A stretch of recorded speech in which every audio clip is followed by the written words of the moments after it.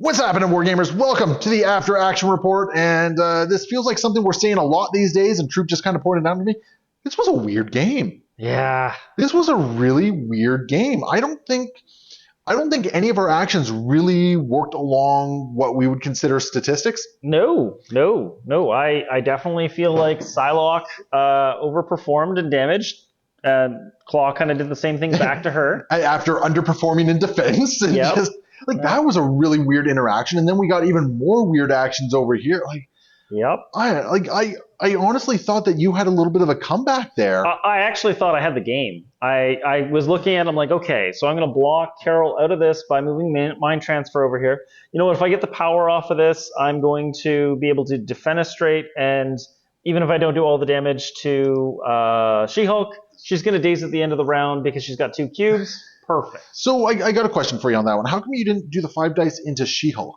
Because I felt like you were going to be able to do a very similar thing with Wasp to go pick that up, or you could use Psylocke to go pick this up. So the reason I asked that is because She-Hulk would only have been rolling 3 dice against your psychic attack, right? Oh, sorry. It was more a matter of I was hoping to get a little bit of chip damage on Carol for future things because I thought the defenestrate was definitely going to get through. That's fair. I was just thinking because she was activated, right? Yep. Like if you just did a little bit of chip damage, because the defenestrate happens, the throw happens when? Before the damage is dealt. So even if you finished off She-Hulk with the defenestrate or with the hands off, yeah, right? You'd still get to throw her into Carol. Yep. That's still 4 damage going into Carol. I was right? actually more thinking about the idea of also pushing Carol away with the Bend Will that was on Psychic Spike. That's fair. But yeah. I was just asking because, I mean, Carol was activated, so she wasn't really a threat this round. Yes, yeah. Now, I definitely see the plan that you were going for there. Yes. I definitely see it. I guess I was just looking at kind of a different path. Yep, absolutely. There was also a point where I was thinking about using Claw, do a move, blast everyone with my 6 dice supersonic shred, and potentially pick up a whole bunch of characters that way, right? Because I'm hitting everybody. I mean, the way Wasp was rolling, she'd probably go down. Yeah, that's fair. and like I rolled really crazy with 6 dice attack on Psylocke last time. So 5 damage. Yeah, that was not expected on Psylocke there. And then potentially take out She-Hulk or put her at risk because she only had to take 4 damage to be killing herself to cubes.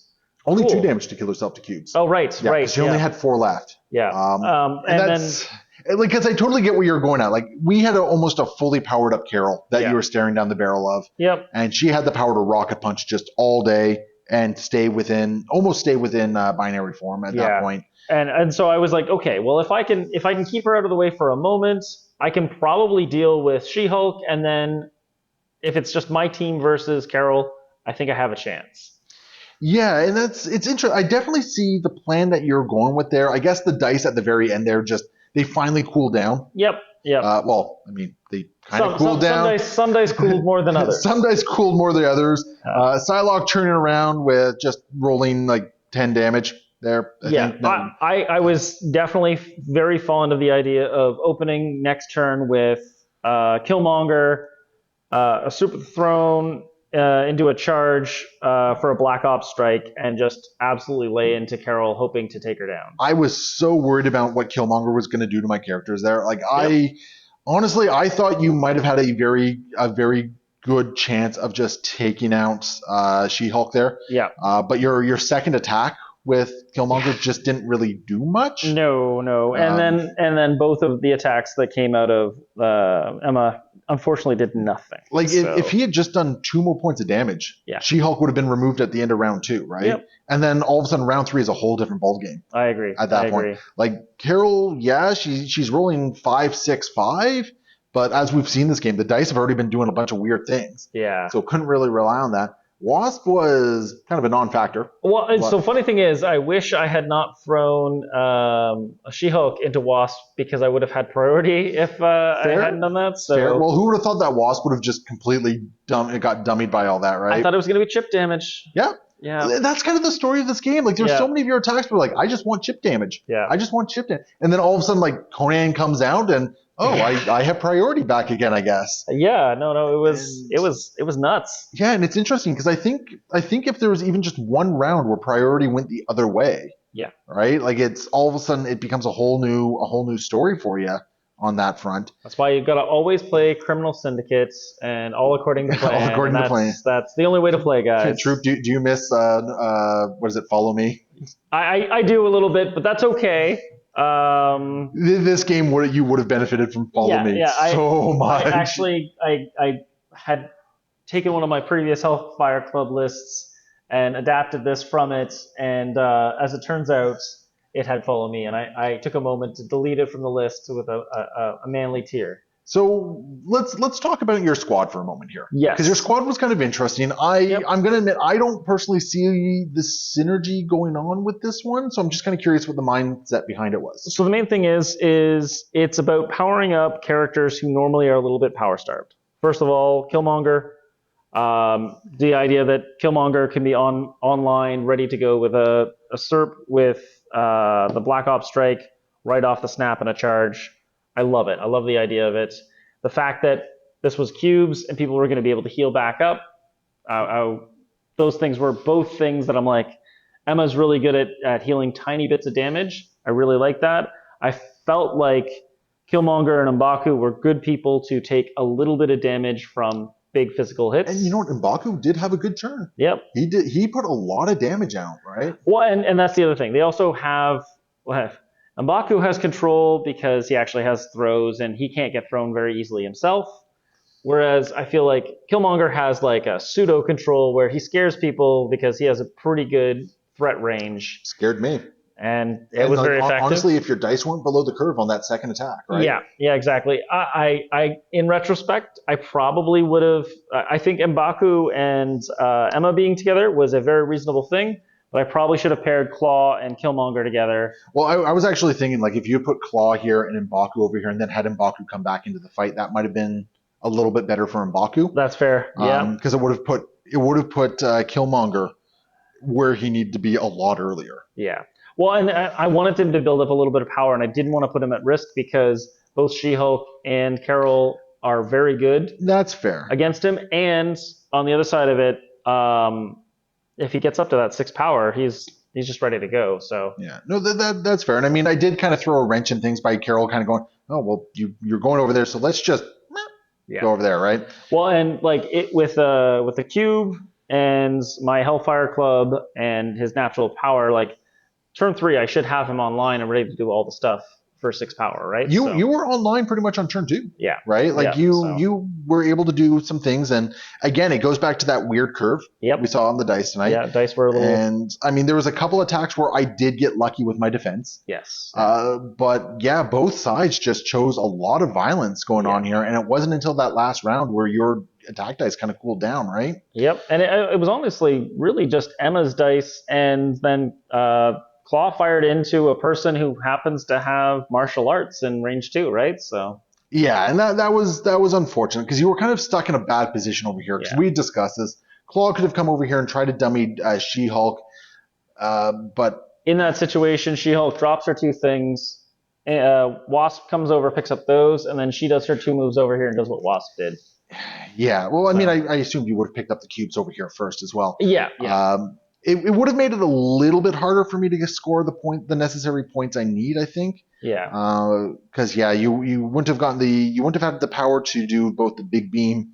How much power did Claw have? 10. He had 10 power.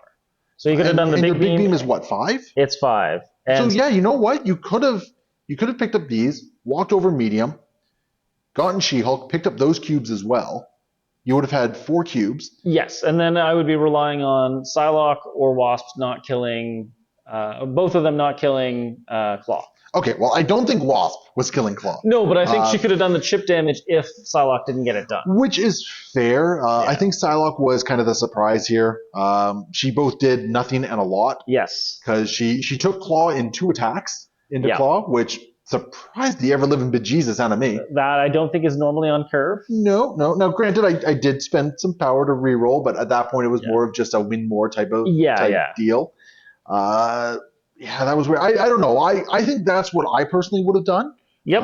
But I definitely see what your kind of game plan was as well. Because if you had been able to take out Psylocke and take this point back. That was my stopper, and I'm like, that's fairly reasonable. I'm going to roll 7 dice. I like it. Yeah, No, not good enough. It's 1 point, and it's that 1 point that would force it to another round. Yeah. And when you look at the attrition going on here, Yeah. I mean, a lot of people were very close to being dead. The only downs, no, you would have had priority as well. Yeah. Which means Killmonger would have activated. He would have, in the next round, he would have easily taken She-Hulk with Yep. only 2 health left. So that would have been 2 cubes plus 2 victory points for Usurp the Throne. Yep. And honestly, I think Killmonger is also then staring down the barrel of, like, if Wasp is still over there, Yeah. like, well, Wasp is a very easy KO or, like, a lot of chip damage into Carol. Yep. And I think he's very good at dealing damage to Carol if he's using his Black Ops Strike, which...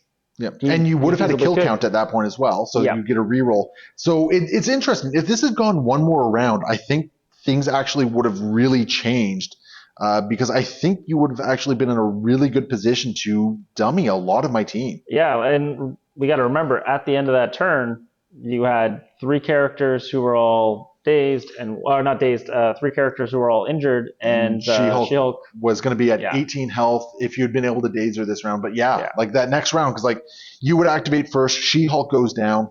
Very, very likely She-Hulk goes down. Yep. Killmonger then, if Wasp is over, well, yeah, Wasp would have been over there by the time we would have made those decisions. Like that's a very easy wound right there. Or you just go hard into Captain Marvel, try to do 6 points of damage. Yep. Which again, it's not outside the realm of possibility there. Yeah. Not with a reroll. You got your Black Ops Strike and all that sort of stuff. Like you have the tools to do it. And then you even like you stagger.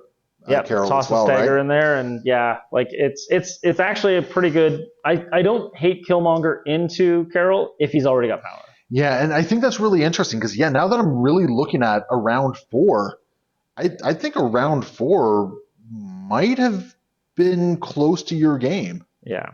Because it's interesting. Now, obviously, that's also making the assumption that Psylocke would do what she did to Claw. Like, that kind of changes some math around a little bit as well.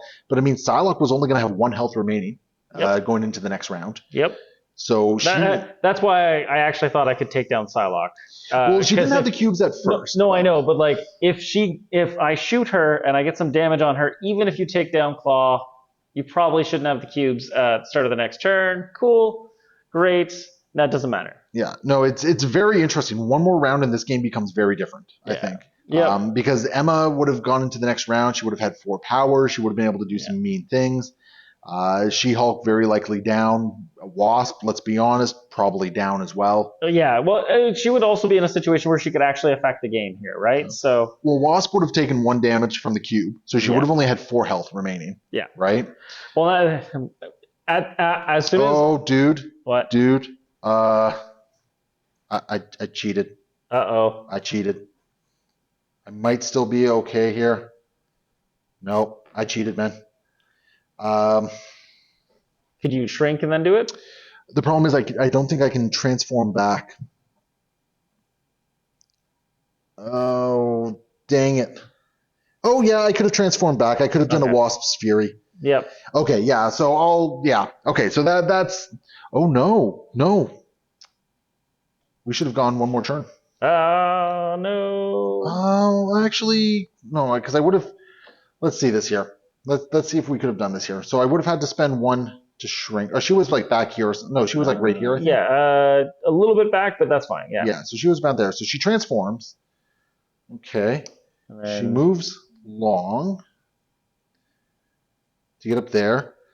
She had all the power in the world, so she does a Wasp's Fury, which doesn't require damage, which allows her to advance medium. Yeah. And then she transforms. Okay, so you know what? No problem. Yeah. She could have still done it. She had a perfectly good target in Emma to go after there. For those of you on your bingo card that had screwed up the movement of Wasp, you guys got that line. Good job. It does mean, though, is earlier in the game when she did her initial movements, well, I guess her first turn was just a move up to get next to there, so there wasn't any real problems there. And, and then she got dropped because then you pushed her away. Her, so I was doing her movement wrong stupidly, but fortunately, it did not actually matter. Go me. Well, I think that's our discussion on the game. Yep. Yeah, we Yeah, fixed the past. yeah. There we go. And, Everything works. We solved the paradox. yep. And Riker is not in a weird Borg infested world right now. But he does have the beard, so that's great. He does have the beard. So yeah, hopefully you guys enjoyed the game, and sound off in the comments below. And as always, if you're looking to support the channel, patreon.com/AegisBrand Studios. We'll see you next time. Happy wargaming.